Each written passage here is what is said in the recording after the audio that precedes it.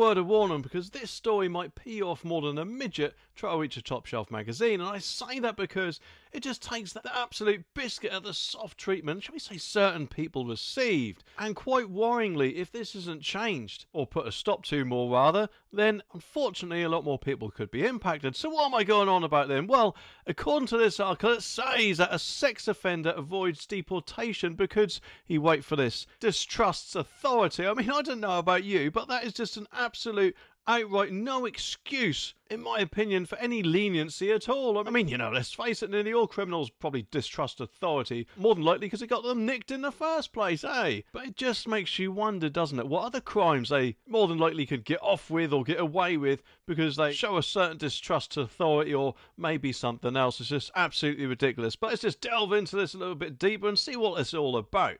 Apparently, a convicted Iranian sex offender has avoided deportation because drink and drug use has made him distrust authority. Well, I'm surprised he didn't use that as some sort of defence for his actions rather than distrusting authority. Maybe, who knows, he thought he probably couldn't get away with that, but strangely, he'd get away with it this way, eh?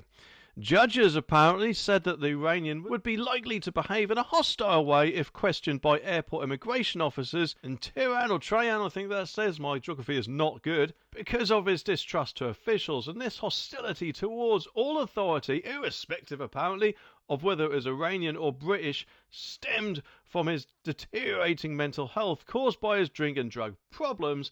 An immigration tribunal was told. And because he had also lost his passport, well, there's a surprise, no doubt, of course, that was, who knows, along with the other pile of them at the bottom of the English Channel, I suppose, but he was likely to face questions at the airport if deported to Iran, and his probable aggressive response could put him at the risk of prosecution at the hands of Iranian authorities, the tribunal ruled. Well, I don't know about you, but what sort of lesson or deterrent, should I say, is this actually given people? Because it kind of seems, doesn't it, that they're sort of worried about how he may react or what tantrum he may throw, and appear more concerned about his feelings or his reaction rather than the crime he has committed. It's just an absolute disgrace in my opinion.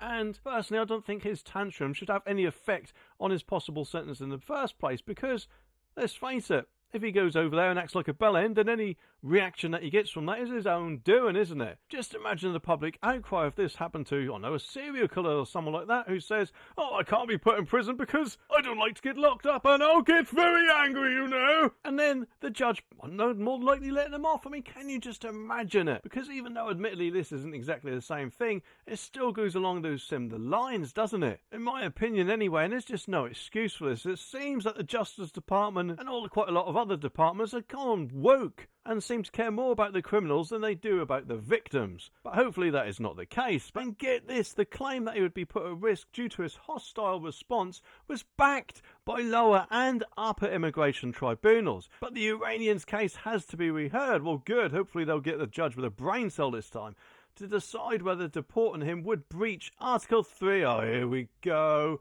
of the Human Convention of Human Rights, the EC, pain in the arse, which protects against inhumane or degrading treatment, and of course is what a load of, shall we say, illegal boat people use to stay in the country, and it does appear that a lot of criminals also use that now, eh? The case discussed in the court papers is the latest example exposed by the Telegraph in which migrants or convicted foreign criminals have won the right to remain in the UK or halt their departure. And there are, wait for this, a staggering 41,987 outstanding immigration appeals, largely on human rights grounds, which threaten to hamper Labour's efforts to fast-track removal of illegal immigrants. Well, to be honest, I don't know what plans Labour actually do have to remove illegal immigrants. I mean, I've heard nothing since the Security Border Force Command. I mean, I don't know about you, but I haven't seen any action from that either. And Yvette Cooper, the Home Secretary, is considering whether to restrict foreign criminals and illegal migrants from exploiting the ECHR to block their deportations. That must be a really hard choice. I mean, I wonder what one she should choose, eh? I mean, personally, I think the ECHR is kind of one-sided and not on the side of common sense, it seems. It's become a bit too outdated in today's modern times.